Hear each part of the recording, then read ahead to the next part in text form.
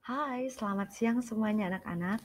Baik, pada kesempatan kali ini kita akan melanjutkan materi kita pada materi mengenai fluida dinamis di kelas 11. Kita langsung mulai ya. Oke, sebagai bahan pertemuan kita hari ini, kita akan membahas mengenai hukum Bernoulli dan juga teorema Torricelli. Kita awali dengan hukum Bernoulli.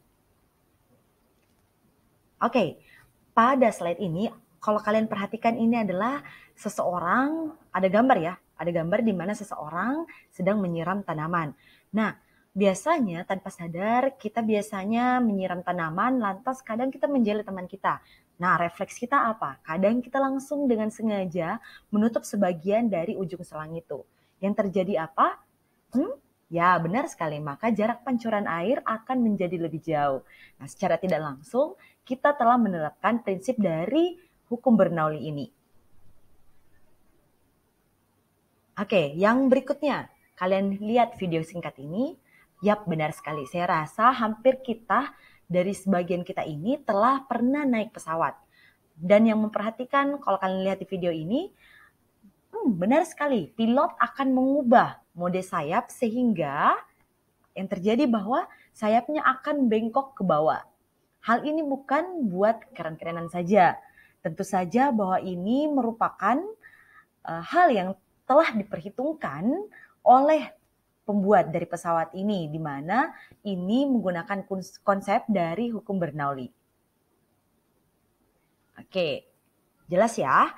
Maka dari dua penerapan dalam kehidupan kita sehari-hari, kita dapat masuk ke dalam konsepnya di mana pada gambar yang kalian lihat di sini, angka 1 dan angka 2 menunjukkan titik atau lokasi tempat fluida tersebut diamati. Misalnya seperti pada gambar di bawah ini, di mana menunjukkan bahwa titik 1 memiliki diameter yang lebih besar dibanding titik yang kedua. Sehingga kita dapat menarik persamaan, di mana persamaannya adalah P1 tambah 1/2 rho V1 pangkat 2 tambah rho GH1 sama dengan P2 tambah 1/2 rho V2 pangkat 2 tambah rho GH2. Tentu saja, keterangan bahwa P merupakan tekanan, rho adalah massa jenis, V adalah kecepatan fluida, G adalah gravitasinya, sedangkan H adalah ketinggiannya. Benar sekali. Oke, kita masuk kepada materi yang kedua yakni teorema Torricelli. Nah, ini penerapan yang tentu saja jelas juga dalam kehidupan kita sehari-hari.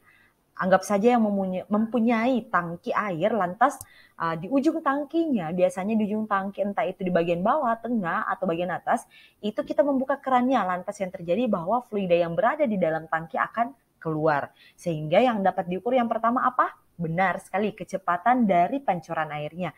Dengan menurunkan persamaan dari hukum Bernoulli tadi, kita dapat memperoleh persamaan bahwa V sama dengan akar 2GH, di mana nilai H adalah ketinggian yang kita peroleh dari tinggi fluida hingga ke titik pancurannya. Yang berikutnya yang dapat kita peroleh atau persamaan yang dapat kita dapatkan yaitu adalah waktu pancuran airnya atau fluidanya, di mana persamaannya adalah akar 2Y/G dengan keterangan sebagai berikut ya. Dan yang terakhir kita dapat mengukur jarak pancuran fluida atau airnya dengan memasukkan persamaan dari gerak lurus beraturan, maka X sama dengan 2 akar H kali Y dengan keterangan sebagai berikut.